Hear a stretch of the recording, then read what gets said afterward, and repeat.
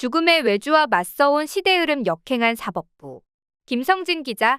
한국서부발전 태안화력발전소에서 발생한 비정규직 하청 노동자 고 김용균 씨의 사망사고에 대해 형사 책임을 원청 기업 대표에게 물을 수 없다고 대법원이 결론 내렸다.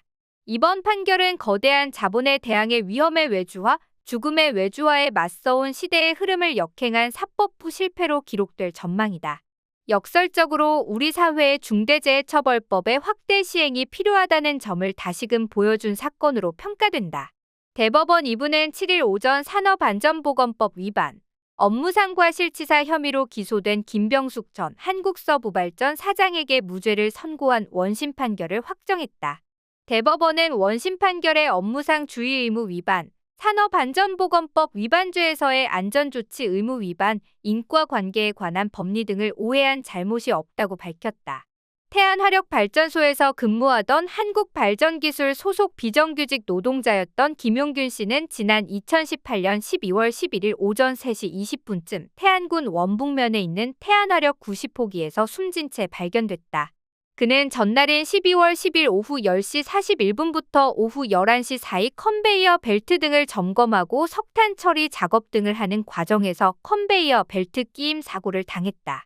검찰은 2020년 8월 원하청기업법인과 사장 등 임직원 14명에게 사망사고에 대한 형사 책임이 인정된다며 재판에 넘겼지만 법원은 1, 2심 모두 김 전 사장에게 무죄를 선고했다. 2심 재판부는 한국서부발전은 안전보건관리 계획 수립과 작업환경 개선에 관한 사항을 발전본부에 위임했고 태안발전본부 내 설비와 작업환경까지 점검할 주의 의무가 없다고 했다. 대법원도 이날 원심을 확정함으로써 김 전 사장 등에 대한 책임을 묻지 못하게 됐다. 김 씨 사후 이른바 김용균법으로 불리는 강화된 산업안전보건법 개정안이 시행됐고 중대재해처벌법이 제정되는 등 위험의 외주화, 죽음의 외주화를 막기 위한 노력들이 이어졌지만 대법원은 산안법상 안전조치 의무 위반 책임을 묻기 위해 실질적 고용관계가 있어야 한다는 낡은 법리를 그대로 유지했다. 중대재해 예방을 위해 경영자 책임을 강화함으로써 안전사고 예방을 강화하는 시대 흐름을 따라가도록 판결을 바로 잡아야 했다. 아무런 책임도 묻지 않고 달랑 무죄 판결을 내린 것은 선량한 시민의 기대를 외면한 책임 방기라고 할 수 있다. 최소한 대법원이 이러한 시대 흐름을 인식했다면 원하청 대표에게 일정 부분 책임을 지도록 해야 했다. 그러나 재판부는 김 전 사장 외에도 서부발전 태안발전본부 기술지원처장, 연소기술부 석탄설비부 책임자 백남호 전 발전기술사장, 태안사업소장 등 10명과 발전기술 법인에 대해서도 대부분 금고형이나 징역형의 집행유예를 선고해 실형 선고를 받은 이는 전무했다. 사실상 관계자 모두에게 죄를 묻지 않은 셈이다. 이 때문에 이번 판결은 역설적으로 아직도 우리 사회의 제2, 제3의 김용균을 만들 위험이 얼마나 잠재돼 있는지 또 자본과 기득권이 안전에 얼마나 무관심한지를 보여준다. 현실이 이러함에도 정부와 여당은 50인 미만 사업장에 대해 중대재해처벌법 적용을 2년 추가 유예하는 법 개정을 추진하고 있는데 그 타당성이 얼마나 떨어지는지 판결은 여실히 보여주고 있다. 특히 정부 여당과 경영인 단체는 중대재해처벌법이 기업 활동을 위축한다고 주장하지만 사실과 다른 측면이 있다. 지난해 1월 이 법이 시행된 이후 단 1년 동안 600명이 넘는 노동자가 떨어지거나 끼이거나 부딪히거나 물체에 맞거나 깔려 죽었다.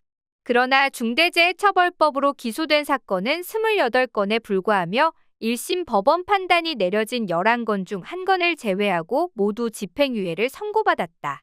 사실상 솜방망이 처벌에 그쳤다. 그럼에도 기업 활동 위축 등을 이유로 이미 유예를 해준 사업장을 50인 미만 사업장을 대상으로 또다시 유예하는 것은 산업 현장을 더 안전한 일터로 만들자는 법의 취지를 형해화하는 부작용이 우려된다. 오히려 법 시행 이후 안전보건관리 체계가 강화되면서 일부 효과도 확인된다.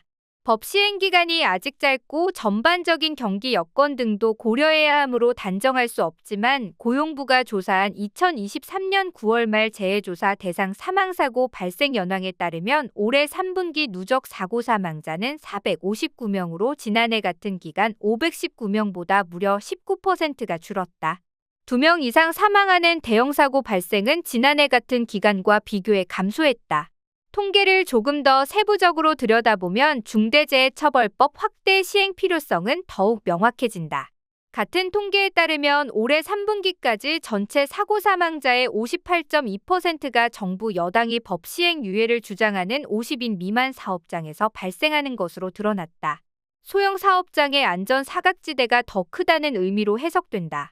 게다가 모든 업종에서 사망자 수가 크게 감소했지만 정부가 기업의 효율성만 강조하며 일방적으로 노조 때려잡기에 나섰던 50인 이상 건설 사업장만 유일하게 사망자 수가 18.3% 증가했다. 이 같은 법원 심리 결과와 통계들은 기업 차원에서도 안전을 유예하는 것보다 안전보건관리 체계를 갖추는 것이 이득이 크다는 점을 우회적으로 보여준다. 무죄 판결을 내린 사법부는 이날 대법원 앞 기자회견에서 있었던 김용균 씨 어머니 김미숙 김용균재단 이사장의 발언을 뼈 아프게 새길 필요가 있다. 기업과 정부기관이 수십 년간 이해관계로 얽혀 사람의 중함은 무시된 채 목숨조차 돈과 저울질하게 만든 너무도 부당한 사회를 만들어 놓았다. 법원도 정부도 국회도 상식을 찾아야 한다.